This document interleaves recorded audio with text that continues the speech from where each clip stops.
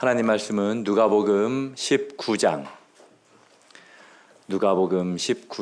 41절부터 44절까지 교독하겠습니다. 가까이 오사 성을 보시고 우시며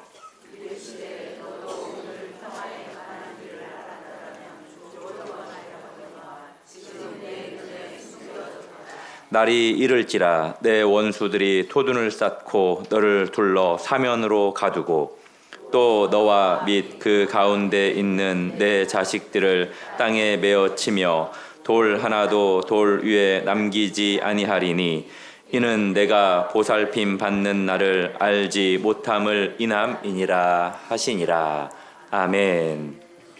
혹시 우리 성도님들 이럴 줄 알았더라면 이라는 후회를 해보신 적이 있으실까요? 네, 참 많죠. 이럴 줄 알았더라면 건강검진을 받고 나서 조금 아프다고 했을 때 그때부터 치료를 받았더라면, 그리고 잘 되던 그 사업들, 잘 다니던 그러한 직장들에 좀 어려움이 생겼을 때 그 사람의 조언을 들었더라면, 그리고 좋았던 관계가 좀 소원해지고 어려운 상황이 되었을 때 내가 그때 사과를 했었더라면, 이렇게 우리는 인생에서 중요한 순간들을 놓칠 때가 참 많이 있습니다. 그때 그 당시에는 그 순간에 대해서 중요하게 여기지 않다가 어느 정도 시간이 지나고 나서 그때가 정말 중요한 시간이었구나 라는 것을 우리가 생각합니다. 더 안타까운 건 뭐냐? 그것을, 그 기회를 아예 몰라서 놓치는 것이 아니라 그러한 기회가 있었음에도 불구하고 그 기회를 눈앞에서 제대로 알아보지 못하고 놓쳐버리는 그러한 이유 때문에 우리가 참 안타까워할 때가 많이 있다라는 거죠. 오늘 우리가 함께 나눌 이 본문도 이러한 내용들이 있습니다. 어쩌면 역사상 가장 비극적인, 알아보지 못한 순간에 대해서 기록하는 말씀이라고 해도 과언이 아닙니다. 우리가 지난주에 어떤 말씀을 살폈습니까? 예수님께서 예루살렘에 입성하는 그러한 말씀에 대해서 저희들이 함께 나누었었습니다. 중요한 내용이기 때문에 사복음서 공이 다 기록되어 있는 말씀이었죠. 제자들과 무리들이 예수님을 보면서 환호했습니다. 큰 소리로 찬양하는 장면들이 있었습니다. 그런데 오늘 본문을 보면은 그러한 환호, 그러한 찬양 가운데 예수님께서 보여주시는 아주 특별한, 좀 충격적인 그러한 반응의 모습을 우리가 발견할 수 있는데요. 우리가 본문의 말씀을 통해서 함께 은혜를 나누는 시간이 되었으면 좋겠습니다. 다시 41절 말씀 한번 보시겠습니까? 예수께서 가까이 오사 성을 보시고 우셨다라고 기록이 되어 있습니다. 수많은 무리들, 군중들, 제자들이 환호하는 그러한 그 순간에 누가는 아주 충격적인 그러한 모습을 기록하고 있습니다. 예수님께서는 환호하지 않으셨고요. 오히려 예루살렘을 보시면서 우셨다라고 표현하고 있어요. 여기에서 우시며라는 이 단어, 에클라우센이라는 단어인데요. 조용히 눈물을 흘렸다라는 의미가 아닙니다. 깊은 마음의 아픔, 그 상처로 인해서 흘리는 눈물을 의미하는 거예요. 소리내어서 통곡하다라고 볼 수 있습니다. 실제로 이 단어, 에클라우센이라는 단어가 누가복음에 보면은 언제 사용이 됐냐면 죽은 자를 애곡할 때, 죽은 자들을 위해서 애곡할 때 이 단어가 사용이 되었습니다. 누가복음 7장에 보면은 나인성에 살고 있었던 한 과부의 아들이 있었어요. 그런데 그 아들이 죽어서 이제 나갈 때 많은 사람들이 어떻게 했다라고 기록이 되어 있냐면 통곡했다 라고 기록이 되어 있어요. 에클라우센. 그리고 누가복음 8장에 보면은 회당장 누구죠? 야이로의 딸이 죽었을 때에도 많은 사람들이 다 울며 통곡했다라고 기록이 되어 있어요. 이렇듯 예수님께서는 영적으로 죽어가는 이 예루살렘을 위해서 장례식장에서처럼 그렇게 통곡하고 계셨다라는 겁니다. 그렇다면 무엇이 예수님을 이렇게 통곡하게 하셨을까요? 사복음서에 예수님께서 예루살렘 입성하는 내용이 다 기록이 되었다라고 했죠. 오늘 본문에는 호산나라는 단어가 없지만 다른 복음서에는 호산나라는 표현이 있습니다. 호산나 찬송하리로다 주의 이름으로 오시는 왕이여 하늘에는 평화요 가장 높은 곳에서는 영광이로다 하면서 이렇게 제자들과 무리들이 환호했습니다. 호산나라는 뜻이 어떤 의미인지 아시죠? 지금 구원하소서라는 뜻입니다. 그들은 예수님이 로마를 몰아내고 다윗의 왕국을 회복할 것을 기대했고 승리의 노래를 지금 불렀습니다. 종려나무를 그 가지를 흔들고 자신의 옷을 벗어서 길에 펼치면서 마치 개선 장군을 맞이하듯 열광적으로 환호했어요. 그런데 정작 그 찬양의 주인공이신 예수님은 어떻게 반응합니까? 환호하지 않았어요. 그들에게 손을 흔들지 않았습니다. 그들을 바라보면서 미소를 짓지도 않았어요. 오히려 눈물을 흘렸습니다. 아니, 통곡했습니다. 왜 그렇습니까? 그들은 호산나 구원하소서라고 외쳤지만 정작 무엇으로부터의 구원인지 몰랐습니다. 그리고 그들은 평화를 노래했지만 진정한 평화가 무엇인지도 몰랐어요. 그들은 예수님을 왕이라고 불렀지만 어떤 왕국을 예수님께서 세우러 오셨는지도 몰랐다라는 거예요. 같은 시간, 같은 장소에서 무리들은 환호했지만 예수님은 통곡했습니다. 얼마나 아이러니합니까? 이것은 영적으로 무지한 자들의 비극을 보여주는 그러한 모습입니다. 예수님이 무엇을 보셨습니까?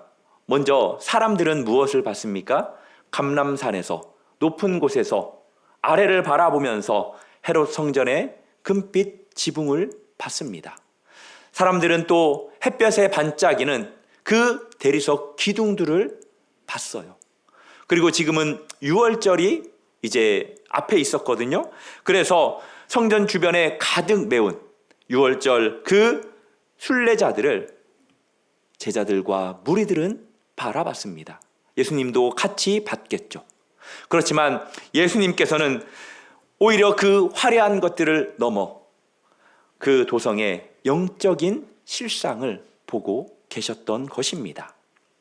즉 화려한 성전과 종교적 열심이 사람들에게는 있었지만 그들의 마음은 하나님을 떠나 있었고 다가오는 심판을 전혀 깨닫지 못하는 무지한 백성들의 모습을 예수님은 보시면서 통곡을 하셨다라는 거예요.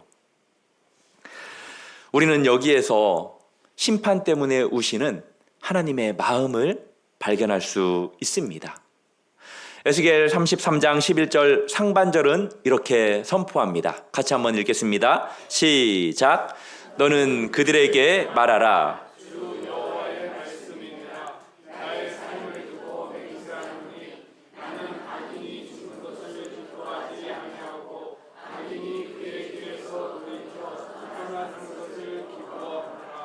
아멘. 하나님께서 어떻게 말씀하십니까? 당신의 삶을 두고 맹세한대요. 악인이 죽는 것을 기뻐하지 않는다고. 그리고 악인이 길에서 돌이켜 떠나 사는 것을 기뻐한다라고 말씀하십니다. 그 하나님, 사랑의 하나님께서 예루살렘의 멸망, 그곳에 있는 당신의 백성들을 심판해야 하는 그 상황 속에서 얼마나 마음이 아프셨겠습니까? 예수님의 그 눈물에 대해서 팀 켈러 목사님은 다음과 같이 말씀합니다. 하나님의 심판은 그분의 분노의 표현이 아니라 그분의 사랑이 거부당한 슬픔의 결과이다. 사랑했던 백성들, 사랑하는 백성들이 당신을 거부하는, 당신을 사랑하지 않는 그 아픔 때문에 하나님도 울고 예수님도 그렇게 울었다라는 것입니다. 이 예수님의 눈물이 결국 누구의 눈물입니까? 하나님 아버지의 눈물입니다. 심판을 원치 않으셨지만 계속된 겁으로 심판이 불가피한 그 상황을 보시며 애통하시기 시작했다라는 겁니다. 예수님은 앞선 13장에서 예루살렘에 대해서 탄식하는 표현들을 보여주셨거든요. 기억나시죠? 예루살렘아 예루살렘아. 34절에 보면은 예루살렘아 예루살렘아 선지자들을 죽이고 내게 파송된 자들을 돌로 치는 자여, 암탉이 제 새끼를 날개 아래에 모음같이 내가 너희의 자녀를 모으려 한 일이 몇 번이냐. 그러나 너희가 원하지 아니하였도다. 예수님께서는 13장에서는 말씀으로 탄식하셨지만 이제 예루살렘이 눈앞에 있고 십자가가 며칠 앞으로 다가온 상황 속에서 그 탄식이 눈물로, 애통으로 터쳐 나오게 된 것입니다. 사랑하는 성도 여러분, 이 주님의 눈물이 우리를 향한 마음이라는 사실을 아십니까? 우리가 하나님이 아닌, 주님이 주시는 그 평안이 아닌 세상의 안락함을 추구하려고 할 때, 그리고 우리가 반복되는 그 죄를 회개하지 못할 때, 계속해서 주님을 떠나는 그 방황하는 삶을 살 때, 주님께 시험 들었다라고 하면서 주님을 떠나 있는 우리의 모습을 볼 때, 겉은 화려하지만 중심은 하나님을 멀리한, 말씀도 기도도 예배도 멀리하는 그러한 삶을 살 때 예수님께서 우리의 모습을 보시면서 어떻게 하시겠습니까? 눈물을 흘리는 것을 넘어서 통곡하지 않으실까요? 그런 우리의 모습을 보면서 우리보다도 더 슬퍼하면서 말할 수 없는 탄식을 하시는 분이 바로 하나님, 성령 하나님 아닙니까? 사랑하는 성도 여러분, 하나님께서, 예수님께서 우리의 모습을 보시면서 어떤 반응을 보인다라고 생각하십니까? 지금 우리 성도님들의 모습은 주님께 어떤 마음을 드리고 있습니까? 주님을 슬프게 하지 않기를 바랍니다. 주님은 우리를 심판하는 것을 원하지 않습니다. 우리가 주께로 돌아와서 주님과 함께하기를 원하고 주님의 기쁨이 되기를 원한다라는 사실을 기억하시기를 바랍니다. 42절 말씀 보시겠습니까? 같이 한번 읽겠습니다. 다시 시작. 이르시되 너도 오늘 평화에 관한 일을 알았더라면 좋을 뻔하였거니와 지금 내 눈에 숨겨졌도다. 아멘. 예수님께서 통곡하신 그 이유에 대해서 말씀하고 있습니다. 이 본문에 보면은 아주 중요한 단어 3개를 발견할 수 있는데요. 먼저는 평화입니다. 그리고 두 번째는 오늘이라는 단어이고요. 마지막 세 번째는 숨겨졌도다라는 단어예요. 우리가 하나씩 좀 살펴볼까요? 먼저 평화, 에이레네 많이 들어보셨죠? 히브리어로는 샬롬입니다. 단순히 전쟁이 없는 것을 말하는 것이 아니에요. 여기에서 말하는 이 평화는 하나님과의 온전한 관계를 의미합니다. 우리의 영적으로, 우리의 육적으로 평안한 것을 의미하고요. 완전한 구원을 의미하는 거예요. 바로 이 평화입니다. 이사야 9장 6절에 보면은 이사야 선지자가 메시아가 어떤 왕이다라고 예언합니까? 메시아는 평강의 왕이다라고 예언을 해요. 예수님께서 가져오신 평화는 어떤 평화입니까? 로마가 보여줬던 그 군사력으로 이뤄낸 팍스 로마나가 아니었어요. 예수님께서 이루신 평화는 죄와 하나님 사이를 화목하게 하는 평화, 참 평화였습니다. 믿으십니까? 사도 바울은 로마서 5장 1절에서 다음과 같이 말씀합니다. 같이 읽겠습니다. 시작.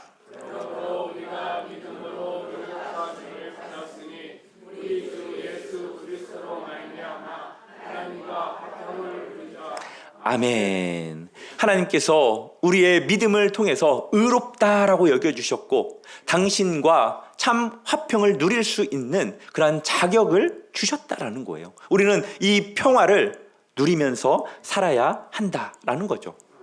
38절에서 우리가 외쳤습니다. 하늘에는 평화요.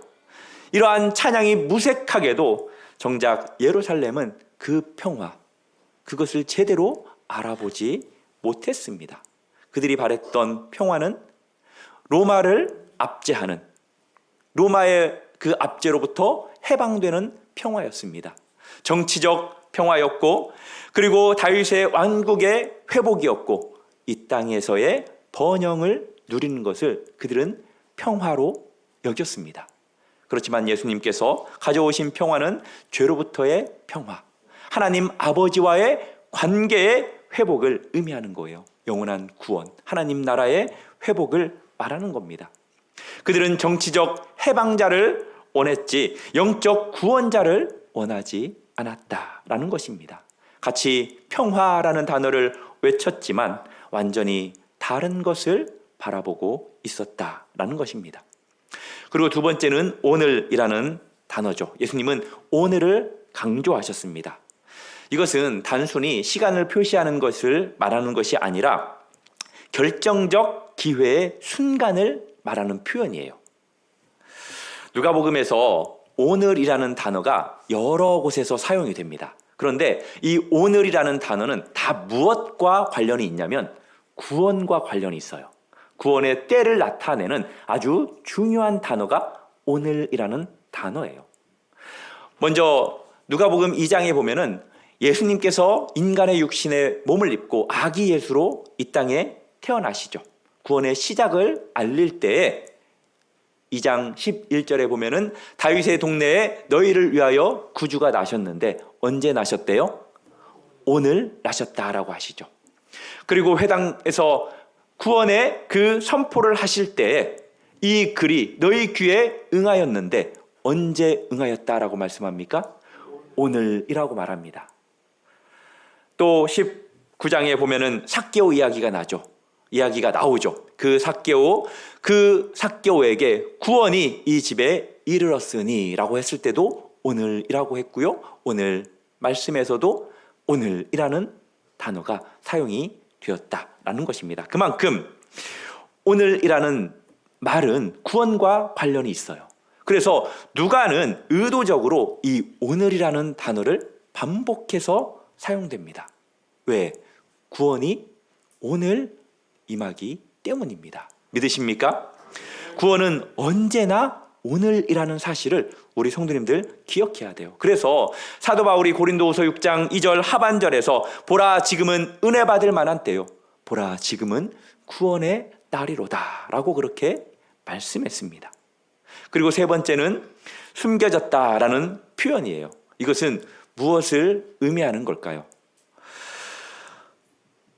예루살렘은 유대인들은 계속해서 메시아를, 예수님을 거부했습니다.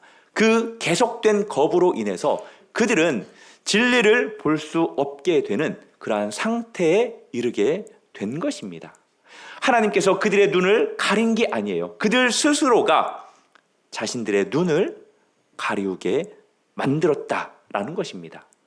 예루살렘에 기회가 없었습니까?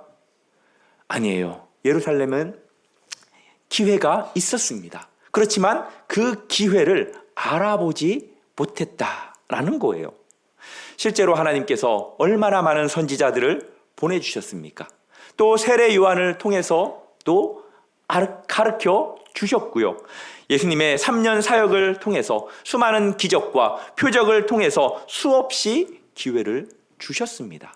그럼에도 불구하고 그들은 그 기회를 제대로 받아들이지도 이해하지도 못했다라는 거예요. 사랑하는 성도 여러분, 그런 면에서 우리는 어떻습니까? 우리 성도님들은 그 기회를 제대로 이해하며 살아가고 계십니까? 예루살렘은 예수님을 눈앞에 두고도 알아보지 못했지만 우리는 알잖아요. 예수님의 십자가와 또 부활을 알잖아요. 그리고 예루살렘은 하나님의 사랑을 제대로 몰랐지만 우리는 예수님께서 보여주신 그 십자가의 사랑을 통해서 하나님의 사랑을 얼마나 잘 알고 있습니까? 예루살렘은 예언을 들었지만 우리는 성취된 구원을 보고 이렇게 신앙생활을 하고 있지 않습니까?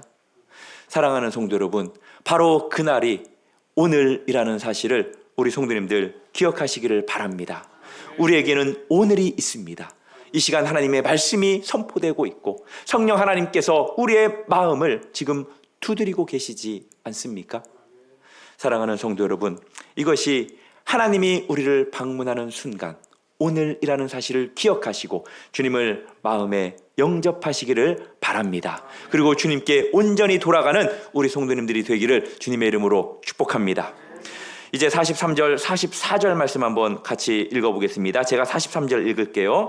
날이 이를지라 내 원수들이 토둔을 쌓고 너를 둘러 사면으로 가두고. 44절 시작.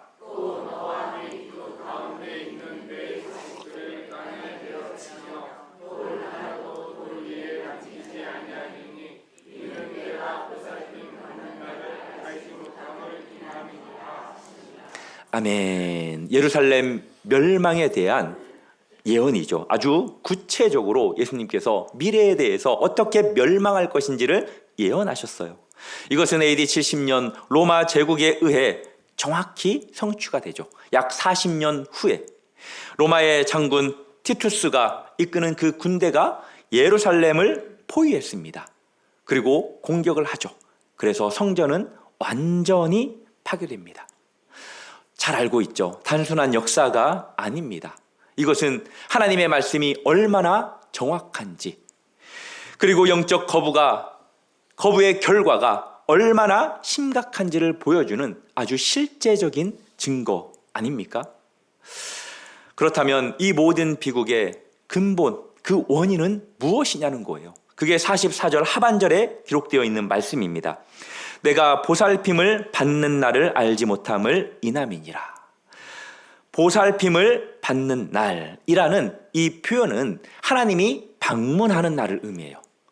하나님의 은혜에 방문하는 날, 그리고 돌보심의 날을 의미합니다. 이 부분에 대해서 말라기 선지자가 예언을 해요.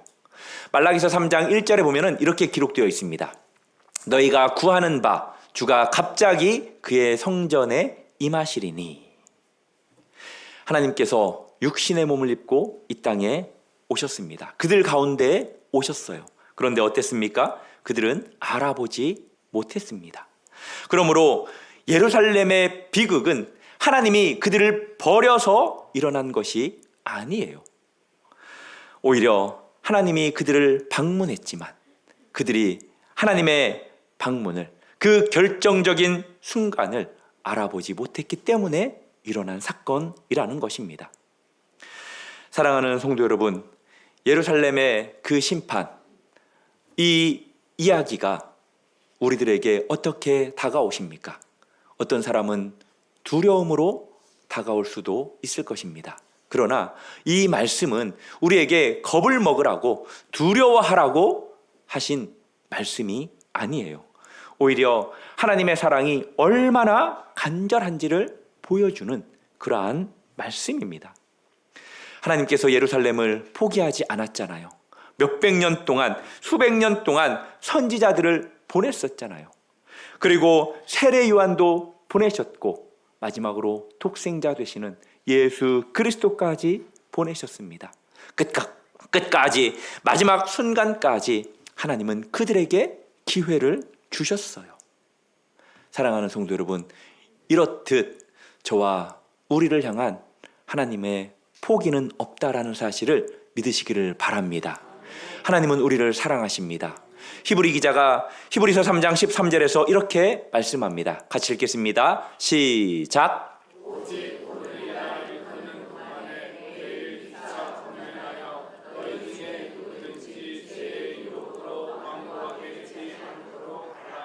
아멘. 우리가 죄로 인해서 완고하지 않도록 하기 위해서 오늘이라는 이 날에 피차 권면함으로 하나님 앞에 온전히 서고 또 하나님의 마음을 아프게 하지 말라라고 말하는 거예요.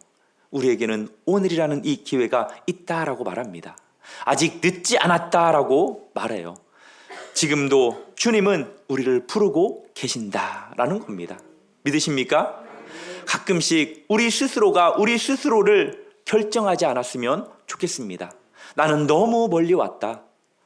그리고 나는 너무 많이 죄를 지었다. 너무 많이 실패했다.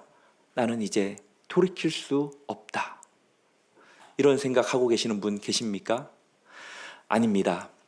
주님은 지금도 우리 성도님들을 사랑하십니다. 주님은 지금도 여러분들이 돌아오기를 원하십니다. 지금도 눈물로 여러분들을 부르고 계심을 우리 성도님들 기억하시기를 바랍니다. 그 주님이 십자가에서 우리를 위해서 죽으셨고 부활하셔서 우리에게 영원한 생명을 주셨습니다. 믿으십니까? 이제 말씀을 맺겠습니다.